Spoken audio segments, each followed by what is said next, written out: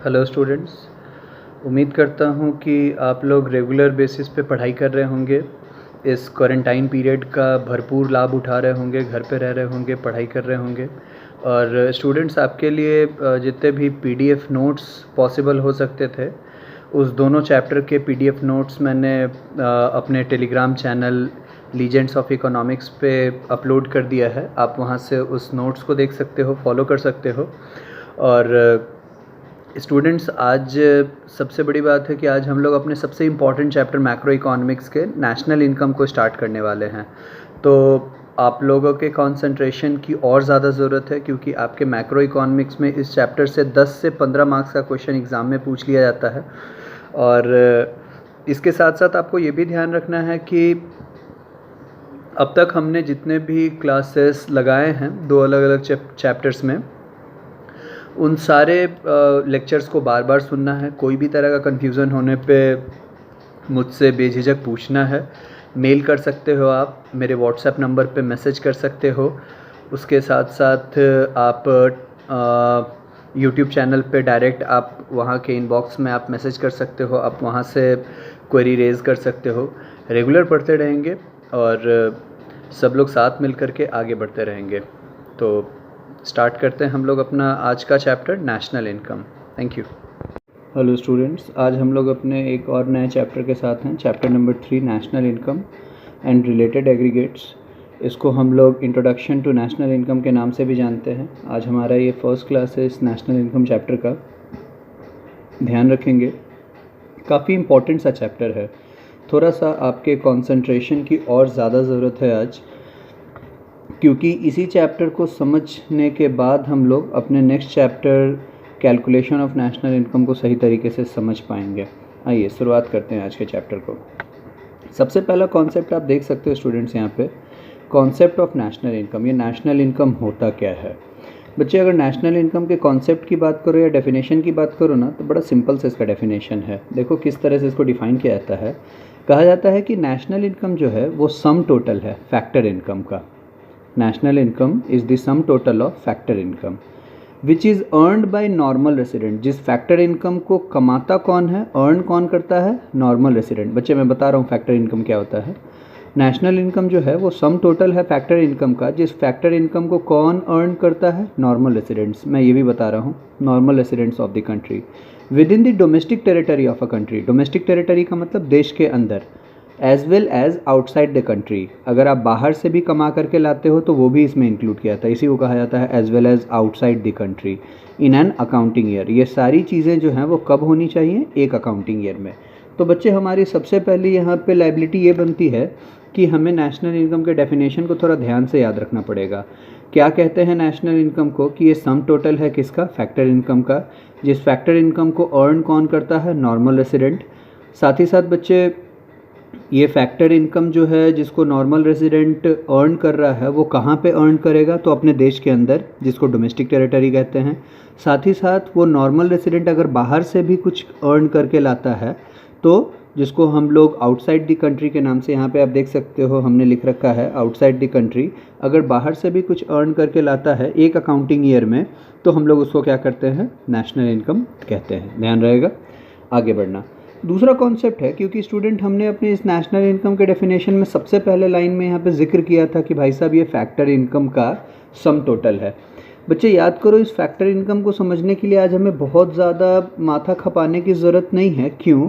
क्योंकि बच्चे हमने इस फैक्टर इनकम की बातें अपने चैप्टर नंबर 2 में कर रखी हैं। याद करो, हाउस होल्ड के बारे में जब हम पढ़ रहे थे तो बच्चे आपको याद आता है हाउस होल्ड कौन था? वहाँ पे हमने लिख रखा है कि households are the owners of factors of production. बिल्कुल बच्चे, याद आता है फैक्टर्स ऑफ प्रोडक्शन किसको कहते हैं? हाँ सर, हाँ याद आता है, लैंड को, लेबर को, कैपिटल को, इन सबको सर।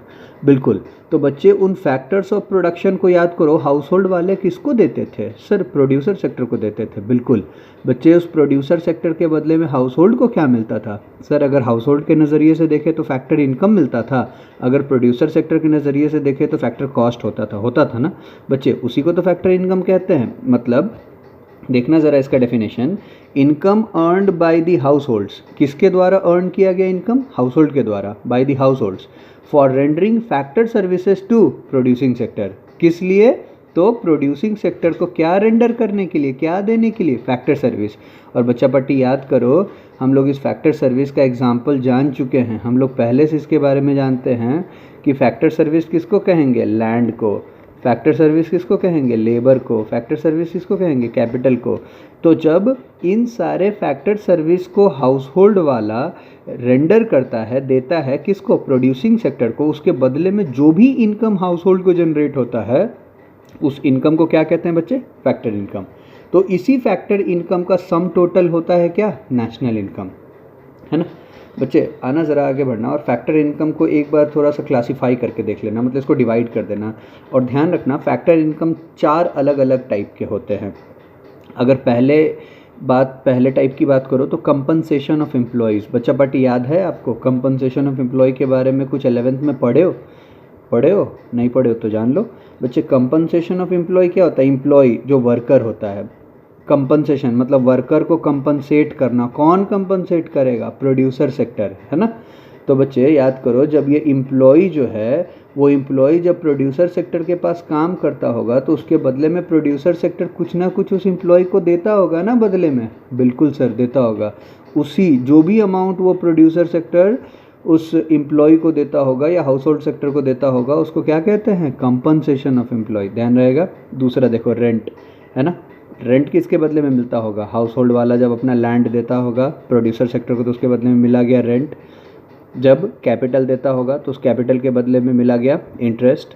और जब अपना एंटरप्रेन्योरल स्किल लगाता होगा, जब अपना मैनेजेरियल स्किल लगाता होगा बिजनेस में, या फिर खुद एक मैनेजर के तौर पे काम करता होगा किसी भी ऑर्गेनाइजेशन में, तो उस ऑर्गेनाइजेशन को प्रॉफिट रिसीव होता होगा ना, तो इसको क्या कहते हैं, प्रॉफिट। तो ये 4 पार्ट जो है हमारा, COE, compensation of employ, rent, interest और प्रॉफिट, इसको हम लोग क्या कहते हैं बच्चा, इसको हम लोग कहते हैं फैक्टर इनकम। ठीक है। इसमें आप एक और चीज़ इंक्लूड कर सकते हो बच्चा, इसमें देखो ना, क्योंकि बात यहाँ फैक्टर इनकम की है तो फैक्टर तो हमारा एक और हो सकता है ना, और वो फैक्टर क्या हो सकता है, लेबर। तो लेबर के बदले में क्या मिल जाएगा, वेजेस। तो ये वेजेस भी यहाँ पे इंक्लूड किया जा सकता है। तो ये 5 हो सकते हैं हमारे फैक्टर इनकम। आ जाओ बच्चे आगे के टॉपिक में देखना, नया टॉपिक। कहा जाता है कि factor income are different from transfer income. ये सब इजी से टॉपिक हैं अभी नेशनल इनकम के, ये सब स्टार्टिंग का पार्ट है। आराम से कॉन्सेप्ट को बिल्ड करते चलो और फिर हम लोग इसके आसानी से कैलकुलेशन को सीख पाएंगे। बच्चे फैक्टर इनकम जो होता है वो ट्रांसफ़र इनकम से अलग होता है। बिल्कुल सिंपल सी बात याद रखना बाबू, मैं आपको क्या बताना चाहता हूँ कि अगर बात फैक्टर इनकम की जाए ना, तो देखो ना, फैक्टर से होने वाला इनकम मतलब एक ऐसा इनकम जिस इनकम के लिए आपने किसी न किसी तरह का कोई ना कोई गुड्स रेंडर किया था, मतलब इसको अर्न इनकम कहते हैं, कमाया गया इनकम। लेकिन बच्चे याद रखना, दूसरी तरफ देखो ट्रांसफ़र इनकम की बात की जा रही है। याद रखना ट्रांसफ़र इनकम जो होता है वो ट्रांसफ़र इनकम अनअर्नड इनकम होता है। ये ऐसा इनकम होता है जो हेल्प के तौर पे हमें मिलता है, जो डोनेशन के तौर पे हमें मिलता है, जो चैरिटी के तौर पे हमें मिलता है, उसको क्या कहते हैं, ट्रांसफ़र इनकम। एक बार आना डेफिनेशन पे और ध्यान से देखना। देखो क्या लिख रखा है मैंने यहाँ लिखा है कि factor income in are earned income. ये क्या होता है, अर्नड इनकम होता है, कमाया हुआ इनकम होता है, अर्नड इनकम। ठीक है, factor income are earned income, पहली बात। उसके साथ साथ देखो earned income by the households. ये फैक्टर इनकम को अर्न कौन करता है, हाउस होल्ड अर्न करता है। फॉर ट्रांसफरिंग फैक्टर सर्विसेज, कैसे वो अर्न कर पाता है इस इनकम को, तो अपने फैक्टर सर्विस को क्या करके, ट्रांसफ़र करके, किसको, to producing sector. Whereas, जबकि ट्रांसफ़र इनकम, अब देखो हम बात ट्रांसफ़र इनकम की कर रहे हैं, जबकि transfer income are earned unearned income. ये बिना कमाया हुआ इनकम है, ये ऐसा इनकम है जिसको हम कमाते नहीं है, यूं ही मिल जाता है हमें। सर ऐसी कौन सी कमाई है जो यूं ही मिल जाती हो, कि बिल्कुल मिलती है बच्चे। देखो ना, unearned income which is received as help, जो हमें किस तौर पे मिल जाए, हेल्प के तौर पे, मदद के तौर पे, डोनेशंस, हमें डोनेशन जो मिलते हैं, जो चैरिटी हमें मिलते हैं, है ना, ETC। These income are not included in national income. और याद रखना बाबू, जितने भी ट्रांसफ़र इनकम होते हैं कभी भी उसको नेशनल इनकम में हम इंक्लूड नहीं करते हैं, ध्यान रहेगा। तो देखो बड़े ध्यान से बाबू, एक बार बांध देना अब तक के सारे टॉपिक को। बड़ी छोटी सी बात हमने की है, हमने चैप्टर नंबर 3 नेशनल इनकम को स्टार्ट किया, आज इसका पार्ट 1 था। हमने जैसे ही स्टार्ट किया तो हमने सबसे पहले इसके कॉन्सेप्ट को कह लो या डेफिनेशन को कह लो, हमने उसको समझा। हमने इसके डेफिनेशन में क्या समझा कि भाई साहब नेशनल इनकम जो है वो कुछ और नहीं बल्कि फैक्टर इनकम का सम टोटल है। जिस फैक्टर इनकम को अर्न कौन करता है, तो नॉर्मल रेसिडेंट। वो नॉर्मल रेसिडेंट इस फैक्टर इनकम को देश के अंदर भी कमाता है, जिसको हम लोग डोमेस्टिक टेरिटरी कहते हैं, या फिर वो देश के बाहर से भी इस फैक्टर इनकम को अर्न करके ला सकता है। सर देश के बाहर से अर्न करके लाना कुछ खास समझ में नहीं आ रहा है बच्चे। सिंपल सी बात सोचो ना, मान लो हमारे यहाँ का कोई भी व्यक्ति, कोई भी पर्सन अगर बाहर जाता है, काम करता है और काम करके कुछ पैसे कमा के लाता है, तो फैक्टर इनकम क्या है? लैंड के बदले में जो इनकम मिला वो भी फैक्टर इनकम है, लेबर के बदले में जो फैक्टर इनकम मिला वो भी तो है। तो लेबर के बदले मान लो कि हम लोग वहाँ पे जाके अपना सर्विस दिए, उस सर्विस के बदले में हमें कुछ भी वेजेस मिला जो फॉरेन कंट्री में मिला, उस वेजेस को हम अर्न करके अपने देश में लाते हैं, तो वो हमारे देश के लिए है ना फैक्टर इनकम। अच्छा, वो फैक्टर इनकम हमने क्या अपने देश में जनरेट किया? नहीं बच्चे, वो फैक्टर इनकम हमने आउटसाइड द कंट्री, देश के बाहर से हम जनरेट करके लाए हैं, है ना।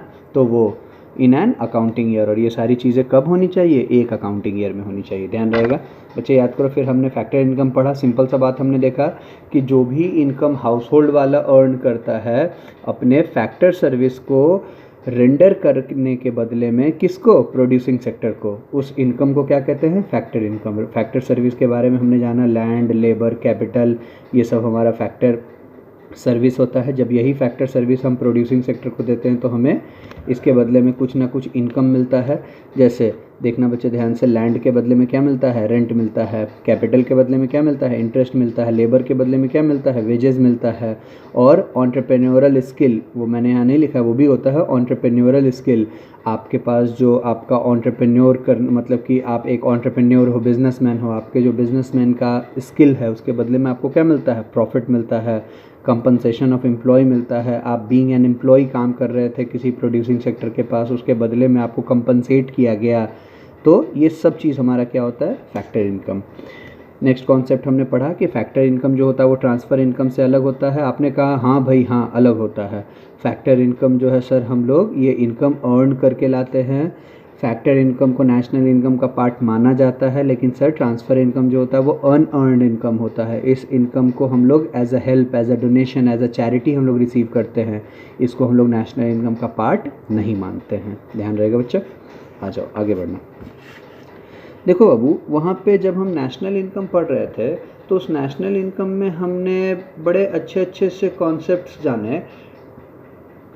कुछ कॉन्सेप्ट की तो हमने बात अभी अभी की थी कि नेशनल इनकम जो है वो sum total of factor income है। हमने फैक्टर इनकम की बात की, which is earned by normal resident. बच्चे, हमने नॉर्मल रेसिडेंट की बात नहीं की कि सर किसको नॉर्मल रेसिडेंट कहते हैं। देखो ना, बड़ा आसान सा कॉन्सेप्ट है। कहा क्या जाता है कि नॉर्मल रेसिडेंट वो बंदा है जो a person who is ordinarily resides in the country. बच्चे, जो ऑर्डिनरी, साधारण तौर पे हमारे देश में रहता हो, याद रखना बाबू, ordinarily resides in the country का मतलब क्या होता है, इस बात को समझना बड़े अच्छे तरीके से। जिसका बर्थ हमारे देश में हुआ हो, जिसका जन्म जो है हमारे देश में हुआ हो। अगर कोई भी पर्सन का जन्म हमारे देश में हुआ है तो उसको क्या कहते हैं? A person who ordinarily resides in the country. फिर दूसरा पॉइंट क्या कहता है नॉर्मल रेसिडेंट के लिए? रिसाइडिंग फॉर 1 और more year in the country. वो हमारे देश में 1 या 1 साल से ज़्यादा से रहना चाहिए, तब वो हमारे लिए नॉर्मल रेसिडेंट होगा। और जब तक नॉर्मल रेसिडेंट नहीं होगा तब तक उसका इनकम हम लोग नेशनल इनकम में ऐड नहीं करेंगे। तीसरा देखो, whose economic interest lies in the same country. उसका इकोनॉमिक इंटरेस्ट भी कहाँ होना चाहिए? हमारे ही देश में। सर इकोनॉमिक इंटरेस्ट किसको कहते हैं? बच्चे ये देखो ना, इकोनॉमिक इंटरेस्ट या इकोनॉमिक एक्टिविटी एक ही होता है। और बच्चा याद करो, इकोनॉमिक एक्टिविटी के बारे में हम लोग पहले से जानते हैं, मतलब प्रोडक्शन की एक्टिविटी, कंजम्पशन की एक्टिविटी, एक्सचेंज की एक्टिविटी, ये सब काम उस इंसान को उसी देश में करना पड़ेगा, तो वो हमारे लिए क्या हो जाएगा? Normal resident. बच्चे ये तीनों बातों को याद रखना।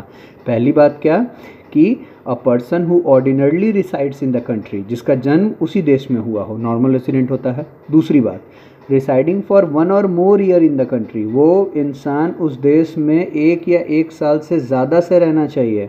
तीसरी बात, whose economic interest lies in the same country, जिसका इकोनॉमिक इंटरेस्ट कहाँ होना चाहिए? उसी देश में लाई करना चाहिए, है ना।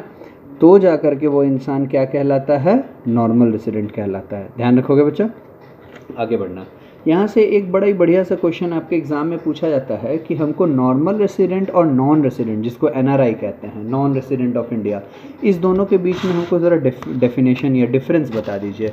बच्चे, नॉर्मल रेसिडेंट को पहचानने का एक बड़ा सिंपल सा तरीका मैं आपको बता रहा हूँ कि जब भी कभी भी आपको पहचान नॉर्मल रेसिडेंट की करनी हो, याद रखना उस इंसान के आगे आपको ये वर्ड मिलेगा इंडियन, उस इंसान के आगे आपको ये वर्ड मिलेगा लोकल पीपल।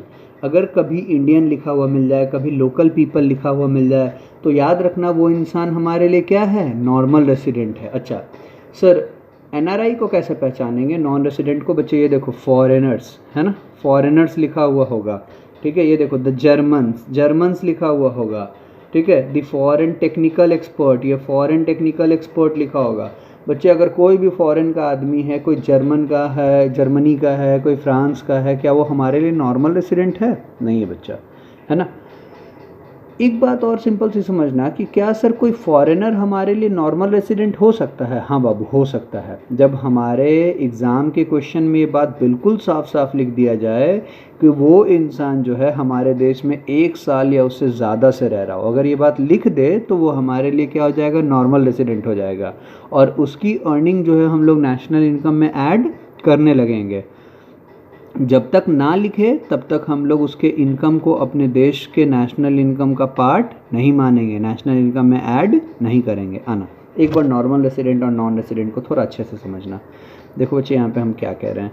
अगर नॉर्मल रेसिडेंट की बात करो तो कहा जाता है क्या, Indian working in foreign embassy in India. Babu, Indian है, कहाँ पे काम कर रहा है, फॉरेन एम्बेसी में, लेकिन वो फॉरेन एम्बेसी कहाँ पे है, इंडिया में, है ना। हमारे ही देश का कोई बंदा है, हमारे ही देश में काम कर रहा है, भले ही वो काम फॉरेन एम्बेसी में ही क्यों ना कर रहा हो, वो हमारे लिए क्या माना जाएगा, नॉर्मल रेसिडेंट, है ना, क्योंकि इंडियन है। उसका इनकम नेशनल इनकम में हम लोग ऐड करेंगे। फिर देखो, Indians employed in WHO located in India. कोई हमारे देश का बंदा है जो WHO में काम करता है, और वो WHO लोकेटेड कहाँ पे है, इंडिया में, है ना। WHO का एक ऑफिस हमारे देश में भी है, याद रखना इस बात को, ठीक है।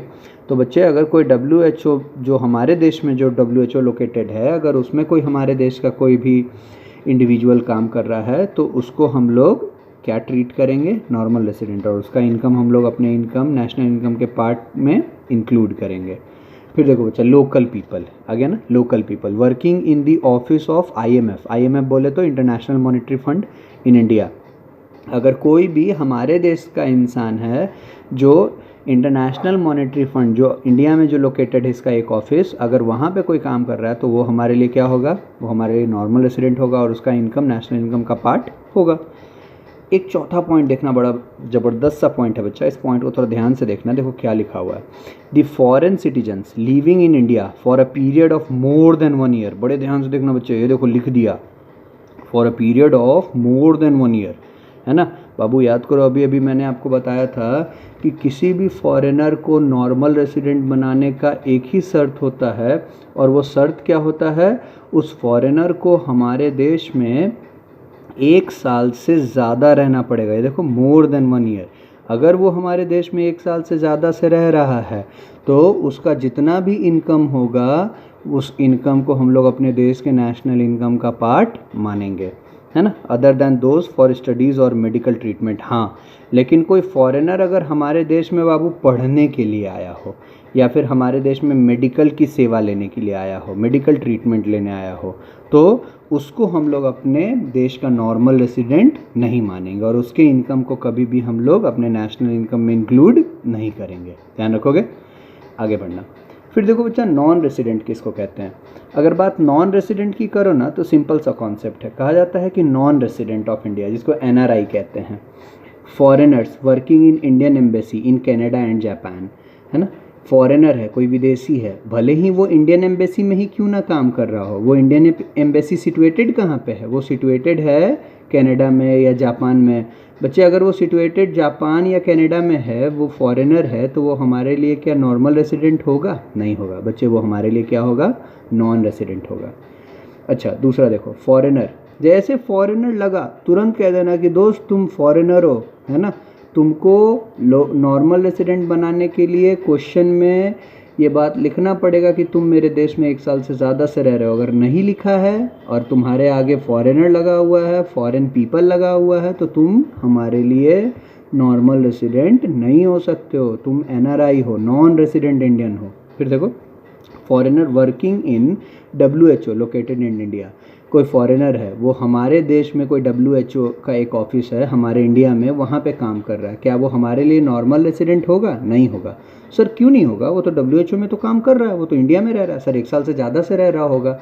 बच्चे अगर 1 साल से ज़्यादा से रह रहा होगा तो यहाँ पे लिखना पड़ेगा, जैसे यहाँ लिखा हुआ है देखो, the foreign citizen living in India for a period of more than 1 year. ये बात लिखना पड़ेगा, for a period of more than 1 year. अगर नहीं लिखा है तो हम लोग उसको क्या मान के चलेंगे कि वो for the period of less than 1 year से हमारे देश में रह रहा है, और वो हमारे लिए कभी भी नॉर्मल रेसिडेंट नहीं होगा।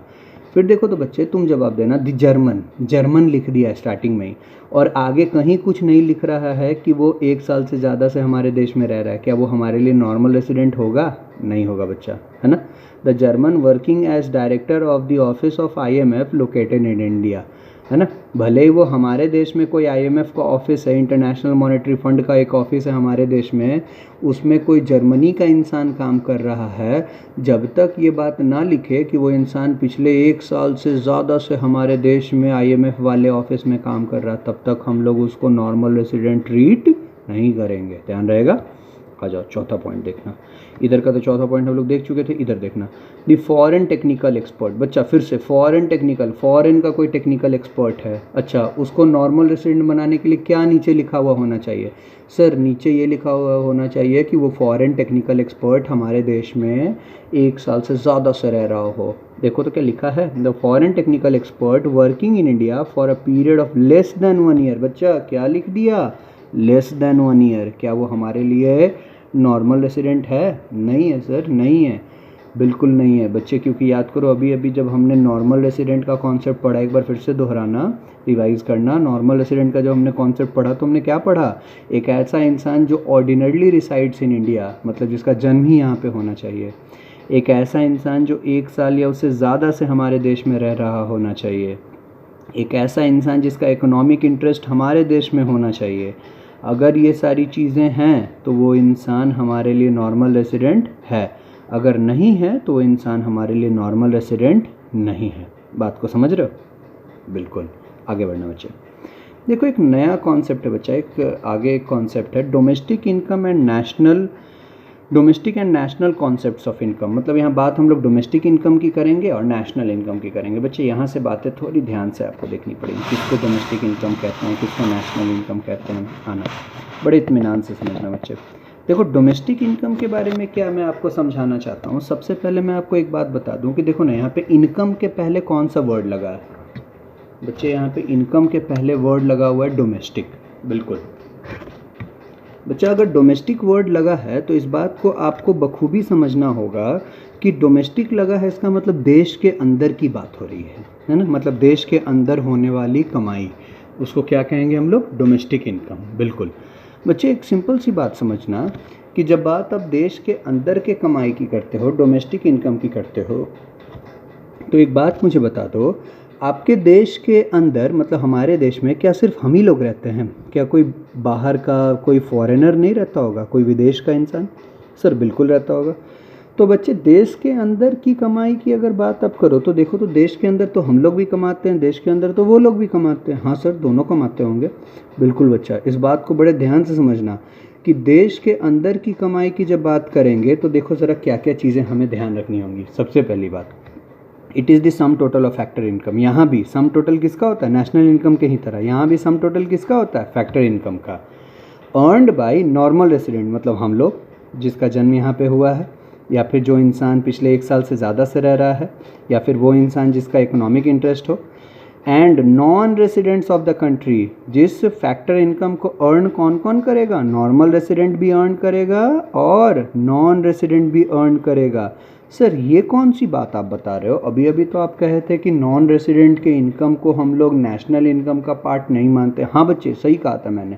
देखो ना, नेशनल इनकम का पार्ट नहीं मानते हैं, बिल्कुल सही, लेकिन डोमेस्टिक इनकम का पार्ट मानते हैं। और मैं आगे आपको सिखाऊंगा कि कैसे डोमेस्टिक इनकम को नेशनल इनकम में कन्वर्ट किया जाता है ना। तो ध्यान रखना, जब बात डोमेस्टिक इनकम की होती है तो यहाँ भी नेशनल इनकम की तरह फैक्टर इनकम का ही सम टोटल होता है, लेकिन नेशनल इनकम में सिर्फ नॉर्मल रेसिडेंट के इनकम को ऐड किया जाता है, इंक्लूड किया जाता है। और डोमेस्टिक इनकम में नॉर्मल रेसिडेंट के साथ साथ non resident of the country, जो हमारे देश का रेसिडेंट नहीं है, उसके भी इनकम को इंक्लूड कर दिया जाता है। बच्चे एक बात बताना, तीसरे पॉइंट की ओर मैं आपको ले चल रहा हूँ। देखो, तो डोमेस्टिक इनकम है बाबू, देश के अंदर के इनकम में क्या बाहर से कमा करके लाया गया पैसा शामिल किया जाना चाहिए? नहीं सर, अगर बाहर से लाया गया पैसा शामिल आप कर दोगे तो उसको देश के अंदर की कमाई क्यों कहेंगे, डोमेस्टिक इनकम क्यों कहेंगे सर? बिल्कुल बच्चा, तो देखो ना, इसलिए तीसरा पॉइंट क्या लिखा है, generated within the domestic territory in an accounting year, है ना। वो पैसा जो सम टोटल होगा फैक्टर इनकम का, जिस फैक्टर इनकम को नॉर्मल रेसिडेंट या नॉन रेसिडेंट अर्न कर रहा होगा उस पैसे को कहाँ पे कमाना होगा? Generated within the domestic territory. कहाँ कमाना होगा? देश के अंदर कमाना पड़ेगा। और कब कमाना होगा? 1 साल में कमाना होगा। बिल्कुल बच्चे, तब जाके उसको क्या कहेंगे? Domestic income. देखो तो ज़रा ध्यान से बच्चे, मैंने डोमेस्टिक इनकम में क्या यही सारी बातें लिखी हैं, मैंने इसको फॉर्मूला के टाइप में लिखा है। Domestic income equals to sum total of factor income. ये फैक्टर इनकम का सम टोटल है। बिल्कुल सर।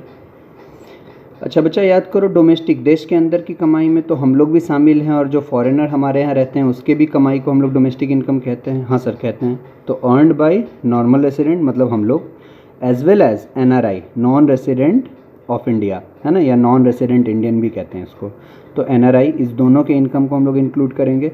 अच्छा, ये इनकम क्या देश के बाहर की होनी चाहिए? नहीं सर, ये अंदर की होनी चाहिए। तो विद इन डोमेस्टिक टेरिटरी, है ना, एक डोमेस्टिक टेरिटरी में क्या कहलाएगा?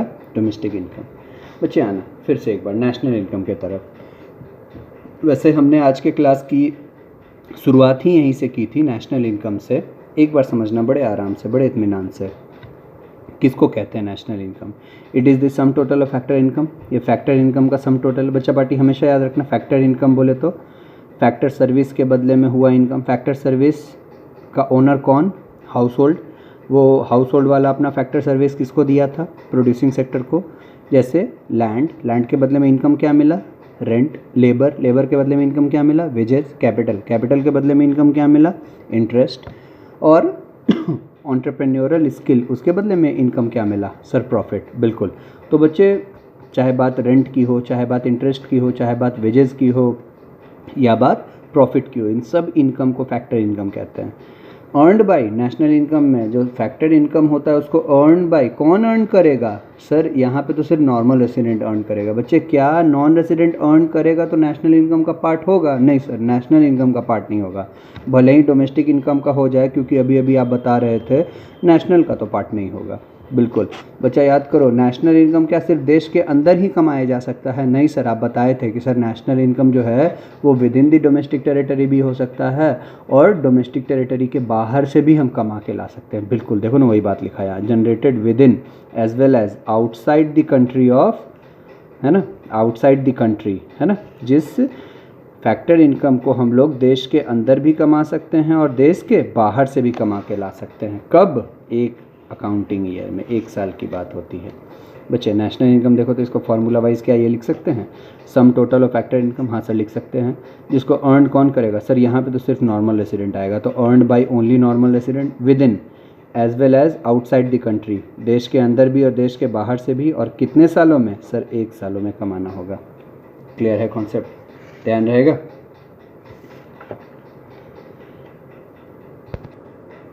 आ जाओ बच्चे, अब एक छोटी सी बात समझना, जो अभी अभी आप डोमेस्टिक इनकम और नेशनल इनकम समझ रहे थे, उसी डोमेस्टिक इनकम को नेशनल इनकम में कन्वर्ट करने का एक तरीका सीख लो। बड़ा आसान सा है। वैसे आप कॉन्सेप्ट जान चुके हो, बस एक बार देख लो तो आप अच्छे से समझ जाओगे। और ये आज का लास्ट ही टॉपिक है, conversion of domestic income into national income. बच्चा पार्टी, एक बार मेरे साथ फिर से डोमेस्टिक इनकम को ज़रा रिवाइज़ करना। तो देखना तो डोमेस्टिक इनकम किसका सम टोटल होता था सर, ये भी तो नेशनल इनकम के तरह फैक्टर इनकम का ही सम टोटल होता था, बिल्कुल सम टोटल ऑफ फैक्टर इनकम मानते हो। बच्चा याद करो इस डोमेस्टिक इनकम को कौन कौन अर्न करता था सर, कौन कौन, क्या नॉर्मल रेजिडेंट अर्न करता था और नॉन रेजिडेंट अर्न करता था। सर इस डोमेस्टिक इनकम में आपने बताया है कि दोनों के इनकम को हम देश के अंदर का इनकम मान सकते हैं, बिल्कुल बच्चे बिल्कुल मान सकते हैं। बच्चे याद करो डोमेस्टिक इनकम में वो इनकम कहाँ से जनरेट करना, सर नाम ही डोमेस्टिक है, डोमेस्टिक का मतलब ही होता है देश के अंदर, तो उसको हम लोग को जनरेट सर विद इन ही करना पड़ेगा, बिल्कुल।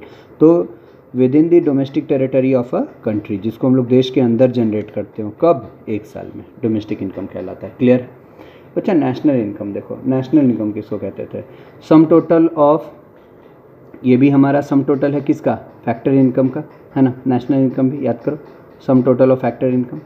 बच्चा याद करो इस सम टोटल ऑफ फैक्टर इनकम को जनरेट कौन करेगा, तो अर्नड बाय सिर्फ नॉर्मल रेसिडेंट ना, क्या नॉन रेसिडेंट अर्न करेगा, नहीं सर, इसको नॉन रेसिडेंट अर्न नहीं करेगा, बिल्कुल। बच्चा ये नेशनल इनकम क्या सिर्फ देश के अंदर होना चाहिए, नहीं सर, देश के अंदर का भी कमाई नेशनल इनकम हो सकता है, और मान लीजिए अगर हम देश के बाहर से भी कुछ कमा के ले आते हैं तो उस कमाई को भी हम लोग नेशनल इनकम का पार्ट मानते हैं, बिल्कुल। तो earn within as well as outside the country in an accounting year, ये दोनों बातें समझ में आती हैं। बच्चे अब एक सिंपल सी बात बता दो, हम डोमेस्टिक इनकम में ऐसा क्या क्या करें कि वो कन्वर्ट हो जाए नेशनल इनकम में, ज़रा देखो ना। बच्चा डोमेस्टिक इनकम में याद करो इनकम अर्न किया गया था नॉर्मल रेसिडेंट और नॉन रेसिडेंट दोनों के द्वारा, है ना। और बच्चा याद करो नेशनल इनकम में आप कहते हो कि सिर्फ और सिर्फ अपने देश का बंदा ही जो इनकम अर्न करेगा उसी को जोड़ेंगे, हम कहते हैं ना। तो बच्चा क्या डोमेस्टिक इनकम में से अगर मान लो हम उस इंसान के इनकम को घटा दे जो इंसान हमारे देश का है ही नहीं, तो एक स्टेप हम आगे नहीं बढ़ जाएंगे नेशनल इनकम की तरफ, सर बिल्कुल बढ़ जाएंगे। सर क्या कहना चाहते हो, कुछ और अच्छे से समझाओ ना। ये देखो ना बच्चा, डोमेस्टिक इनकम माइनस, यहाँ मैंने माइनस लिखा, minus income earned bye non resident. Domestic income में से मैंने किसके इनकम को माइनस कर दिया, उसके इनकम को जो हमारे देश का था ही नहीं, देखो ना नॉन रेसिडेंट लिखा हुआ है, नॉन रेसिडेंट के इनकम को, प्लस बच्चा याद करो नेशनल इनकम में हमने एक बात और पढ़ा था कि नेशनल इनकम जो फैक्टर इनकम का सम टोटल था, जिसको नॉर्मल रेसिडेंट अर्न करता था, जिसको देश के अंदर और देश के बाहर दोनों से वो कमा के ला सकता है, नेशनल इनकम होता है।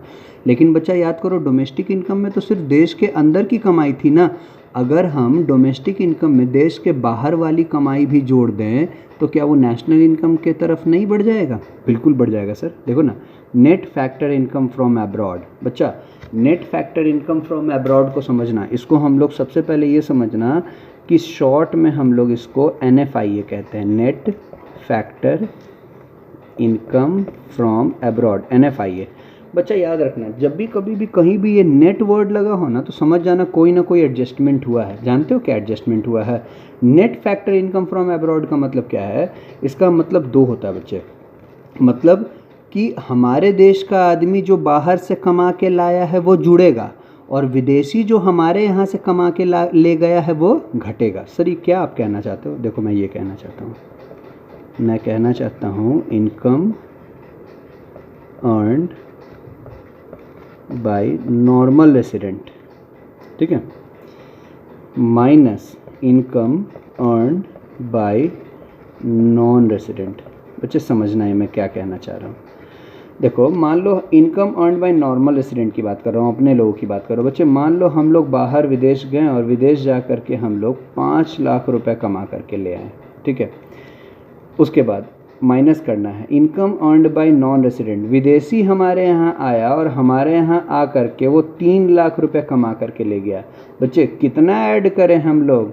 तो सर 2 ही लाख रुपए। क्यों? क्योंकि हम लोग 5 लाख अगर कमा के लाए हैं दूसरे किसी देश से, तो सर विदेशी लोग भी हमारे देश से 3 लाख कमा के ला गया। तो जब इस दोनों को एडजस्ट करेंगे तो नेट कितना आएगा? 2 ही लाख आएगा सर। तो इसलिए इस 2 लाख को हम लोग क्या करेंगे, अपने जितने भी हमारे इनकम अर्नड होंगे, जो हम लोग अपने देश में जो नॉर्मल रेसिडेंट अर्न कर रहे होंगे, उन सारे इनकम में, फैक्टर इनकम में हम लोग किसको ऐड करेंगे? सिर्फ इसी 2 लाख रुपए को ऐड करेंगे ना। जैसे ही हम लोग ये काम करेंगे बच्चा, वो किस में कन्वर्ट हो जाएगा? वो कन्वर्ट हो जाएगा आपका नेशनल इनकम में, है ना। तो इसको क्या कहते हैं बच्चा? Plus net factor income from abroad. बोलो बच्चा ये कॉन्सेप्ट समझ में आता है? हाँ सर, अब कुछ समझ में आ रहा है, बिल्कुल। तो बच्चा हमने क्या किया, डोमेस्टिक इनकम में से उसके इनकम को घटा दिया जो हमारे देश का था ही नहीं, हमने उसमें वो इनकम जोड़ दिया जो हम लोग फॉरेन कंट्री से कमा करके लाए थे, और उस इनकम को हमने घटा दिया जो फॉरेनर हमारे यहाँ से कमा करके ले गया था। जैसे ही ये दोनों ट्रीटमेंट हमने किया, इसको हमने क्या कहा, NFIA। ये देखो, net factor income from abroad. और इस NFIA का जैसे ही डोमेस्टिक इनकम में ये कन्वर्ट हो गया हमारा किस में, ये कन्वर्ट हो गया हमारा नेशनल इनकम में। बच्चे कुछ उसी तरह से अगर देखो तो नेशनल इनकम को मैं आपको कहूँ कि डोमेस्टिक में कन्वर्ट कर दो तो क्या करोगे। बच्चा सोचो, नेशनल इनकम में हम लोग सिर्फ अपने देश के जो इंसान हैं, जो लोग हैं, या फिर यूँ कह लो कि जो नॉर्मल रेसिडेंट है, सिर्फ उसके इनकम को ना हम लोग जोड़े होंगे। और मैं आपसे इस बार कन्वर्जन चाहता हूँ डोमेस्टिक में। आप क्या करोगे, नेशनल इनकम में सबसे पहले जोड़ दो किसका, income earned bye non resident, जो विदेशी है उसका भी इनकम जोड़ दो। अच्छा बच्चा याद करो, नेशनल इनकम में हम लोग जो अपने देश में कमाए होंगे वो भी जुड़ा हुआ होगा, और जो बाहर से कमा के लाए होंगे वो भी जुड़ा हुआ होगा, है ना। तो जितना भी बाहर से हम लोग कमा करके लाए हैं, अगर उसको घटा दें तो क्या डोमेस्टिक में कन्वर्ट नहीं हो जाएगा। देखो ना, minus net factor income from abroad, अगर उसको माइनस कर दें तो कन्वर्ट हो जाएगा ना डोमेस्टिक इनकम में। तो आज के लिए बच्चे इतना ही। उम्मीद करता हूँ बातें समझ में आई होंगी। मिलते हैं नेशनल इनकम के कुछ और छोटे मोटे कॉन्सेप्ट्स के साथ अपने नेक्स्ट लेक्चर में। पढ़ते रहिए, रेगुलर हमारे चैनल लीजेंड्स ऑफ इकोनॉमिक्स को फॉलो करते रहिए। हमारे टेलीग्राम चैनल पे सारे चैप्टर्स के नोट्स अवेलेबल हैं, वहाँ से आप उसको ईज़िली कॉपी कर सकते हो। आप वहाँ से ईज़िली उन सारे नोट्स का हेल्प लेकर के चैप्टर्स को पढ़ सकते हो, और रेगुलर पढ़ते रहो। Thank you.